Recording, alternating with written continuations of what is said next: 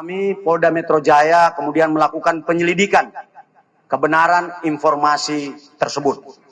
Dan ketika anggota Polda Metro Jaya mengikuti kendaraan yang diduga adalah pengikut MRS, kendaraan petugas dipepet, lalu kemudian diserang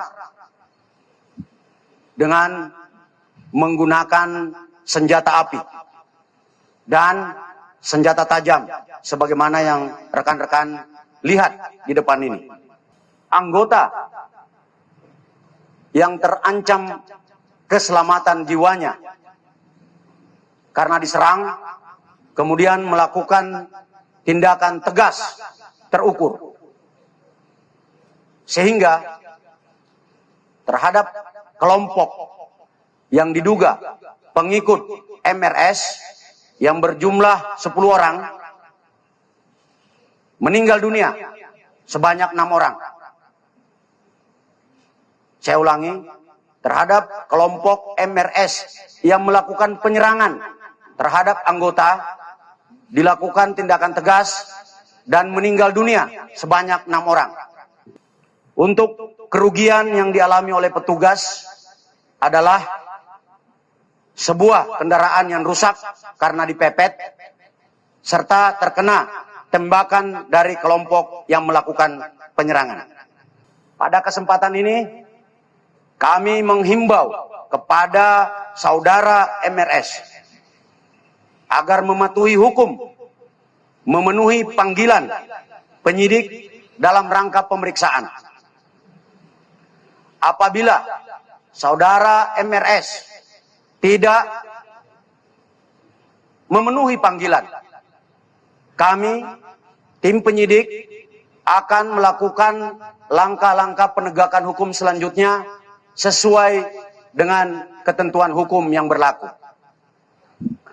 Selanjutnya, kami, saya dan Pangdam Jaya, menghimbau kepada saudara MRS dan pengikutnya untuk tidak menghalang-halangi proses penyidikan.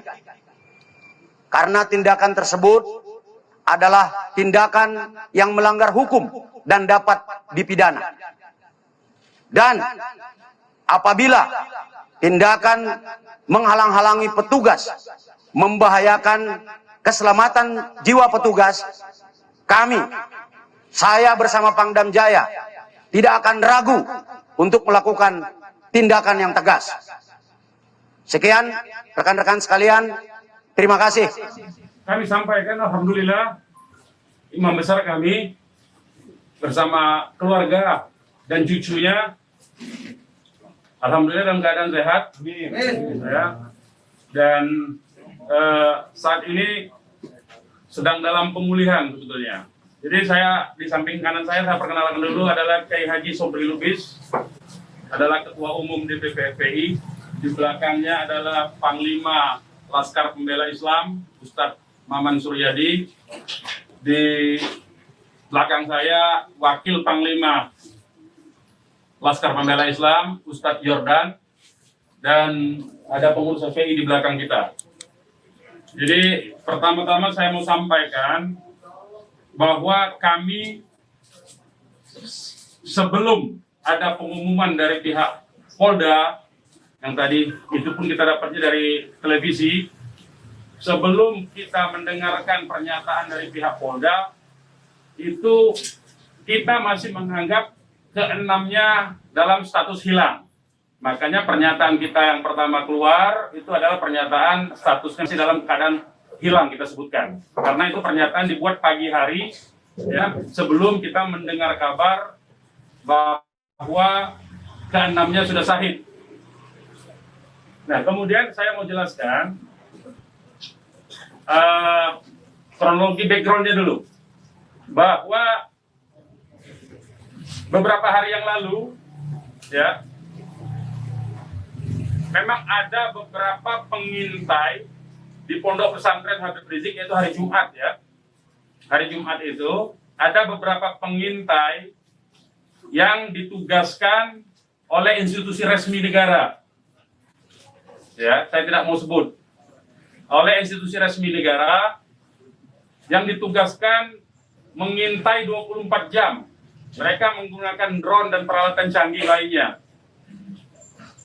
Dan kemudian ada komunikasi dari laskar yang menjaga Pondok Pesantren Habib Rizik di Megamendung itu dengan para pengintai. Karena kebetulan mereka terjebak dengan cara pengintaian mereka sendiri yang tidak profesional. Ada komunikasi antara laskar penjaga markas Syariah Megamendung dengan para pengintai. Ya, ada 3 orang yang berhasil dikomunikasikan dan kita mendapatkan semua data-datanya. Ya, data-datanya kita dapatkan semua, identitasnya kita dapatkan semua, dan ternyata pengintaian itu bukan cuma terjadi di Megamendung, di lokasi Pondok Pesantren Habib Rizik, tetapi juga di Petamburan sini. Posisinya di sebelah sana, ya, posisi para pengintai. Ada foto-fotonya kita dapatkan. Kemudian juga di Sentul yang sempat dilakukan aksi demonstrasi. Artinya yang saya mau sampaikan di sini, Habib Rizik sejak kepulangannya memang diintai 24 jam. Ada 30 orang. Masih di Sentul, 10 orang di Megamendung. Jadi kita sudah tahu sebetulnya. Ya, kita sudah tahu. Nah, setelah proses hari Jumat itu, beliau bersama keluarga meninggalkan tempat istirahat beliau, tempat pemulihan beliau yang tadinya di Megamendung, beliau pindah ke Sentul, ya, pindah ke Sentul. Kemudian Ahad, ya, malam, yaitu hari Minggu, pukul 22.30, artinya lebih sekitar setengah 11-an ya, setengah 11 sampai jam 11 malam, beliau meninggalkan lokasi dari Sentul untuk menuju ke tempat pengajian keluarga inti. Saya mau sebutkan, pengajian subuh, ya, pengajian subuh keluarga inti. Jadi tidak melibatkan pihak mana-mana pun juga. Dengan 4 mobil keluarga, di dalam mobil ada istri beliau, ada anak dan ada menantu. Artinya ada perempuan di dalam mobil itu. Dan ada cucu beliau. 2 orang masih bayi, 3 orang balita. Ya. Jadi di rombongan Habib Rizik itu ada balita, ada bayi dan masih belum 1 tahun dan ada balita. Itu yang saya mau tegaskan. Jadi ini adalah perjalanan keluarga biasa. Beliau mau melakukan pengajian keluarga saja, karena biasa pengajian subuh keluarga, ya. Nah, di dalam perjalanannya lebih kurang pukul 12.30 atau setengah 1 malam, rombongan beliau dengan dikawal. Beliau menggunakan keluarga menggunakan 4 kendaraan roda 4 dan dikawal oleh 4 mobil juga oleh laskar. Ya. Nah, di dalam perjalanan ada orang yang menguntit. Sejak dari keluarnya beliau dari Sentul itu, ya, terus dikuntit dan akhirnya para penguntit ini berusaha memotong, entah apa tujuannya. Kita sebut karena kita tidak tahu apakah dia petugas resmi atau bukan, karena dia tidak berseragam, ya, harus disebut tidak berseragam. Ini orang-orang tidak berseragam, berusaha memotong rombongan, ya, dan menyetop kendaraan. Nah, para pengawal tentu saja bereaksi untuk melindungi, ya, untuk melindungi Imam Besar Habib Rizik Syihab. Itu reaksi normal, karena memang mereka bertugas untuk mengawal. Reaksi normal. Yang patut diberitahukan kepada teman-teman pers semua, bahwa fitnah besar kalau laskar kita disebut membawa senjata api dan tembak-menembak. Fitnah itu. Laskar kami tidak pernah dibekali dengan senjata api. Kami terbiasa tangan kosong. Kami bukan pengecut. Jadi fitnah. Dan ini fitnah luar biasa, pemutarbalikan fakta dengan menyebutkan bahwa laskar yang lebih dahulu menyerang dan melakukan penembakan. Kalau betul itu coba dicek senjata apinya, nomor register senjata apinya, pelurunya itu semua tercatat. Cek saja, silakan dicek. Pasti bukan punya kami, karena kami tidak punya akses terhadap senjata api dan tidak mungkin membeli dari pasar gelap. Ya, jadi bohong sama sekali. Apalagi di FPI, di kartu anggota FPI dan kartu anggota LPI disebutkan bahwa setiap anggota FPI dilarang membawa senjata tajam, senjata api, bahkan dan bahan peledak.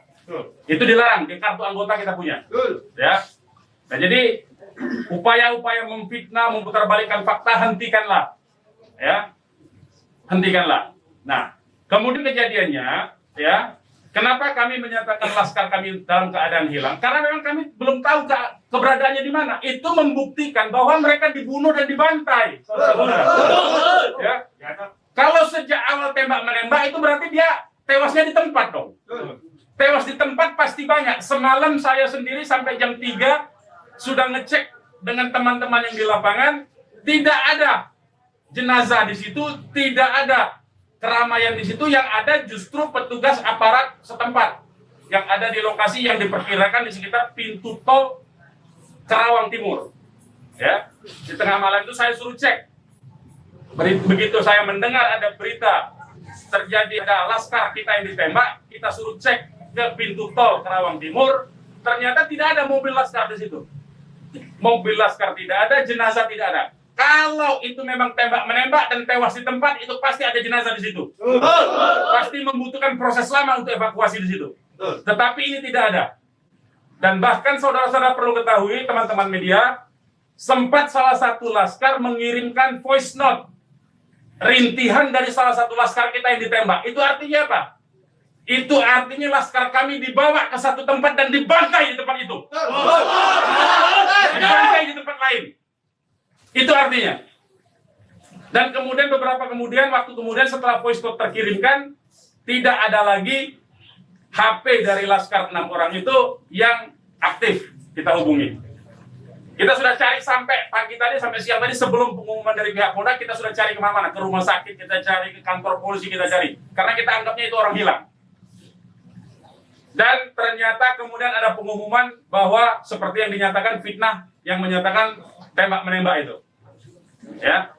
Nah, jadi sekali lagi saya mau katakan tidak betul, ya, berdasarkan fakta-fakta dan kronologi yang saya sampaikan bahwa terjadi tembak menembak dan laskar memiliki senjata api itu tidak betul sama sekali. Itu fitnah besar terhadap kami, fitnah besar terhadap umat Islam. Kami anggap itu upaya memutarbalikkan fakta yang tidak pada tempatnya. Saudara-saudara harus diperhatikan, ini 6 orang ya, 6 orang wafat dibantai, keluarganya ada 1 di dalam, ya, ibunya ada 1 di dalam, ada 1 orang tuanya laki-laki sedang sholat di masjid, ya. Ini anak-anak kita tahu persis, anak-anak ini hanya bentuk kecintaannya mengawal pimpinan kami, imam besar, hanya bentuk pengabdian, tidak memiliki agenda apapun, tidak memiliki senjata api, tidak memiliki bahan peledak, dan segala macam bentuk senjata lainnya.